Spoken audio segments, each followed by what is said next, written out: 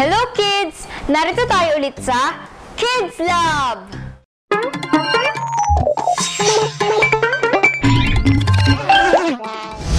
Sa araw na ito, ipagpapatuloy natin ang ating pag-aaral tungkol sa liwanag o light. Naobserbahan ni Isaac Newton na ang manipis na sinag ng araw na tumama sa isang salamin sa isang anggulo ay bumubuo ng mga kulay na red, orange, yellow, green, blue, indigo at violet o mga kulay ng rainbow.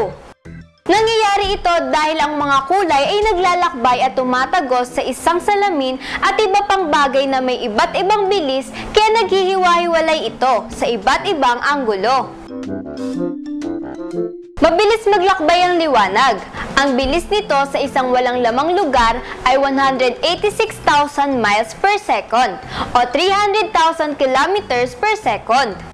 Pero bumabagal naman ito kapag dumaan sa iba't ibang medium tulad ng salamin, tubig at hangin. Kaya naman magkakaroon tayo ng eksperimento para maipaliwanag pa ang mga bagay tungkol dyan. Unahin natin ang tungkol sa light refraction. Kailangan natin ng isang babasagin at malinaw na baso o bote. Isang walang laman na bote na may nakasulat na nutrition facts. Itapat ang baso sa nakasulat sa bote at tignan.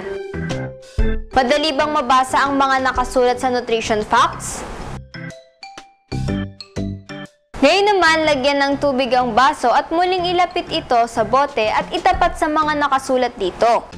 Mas madali na bang basahin ng mga nakasulat?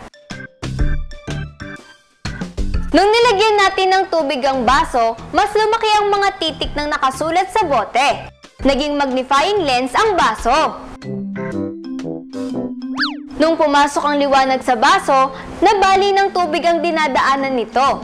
Ang tawag sa pagbali ng liwanag ay refraction of the light. Hindi dyan nagtatapos ang ating pag-aaral tungkol sa light. Samahan niyo ulit ako dito sa Kids Lab, ang laboratory ng mga batang Kristiyano!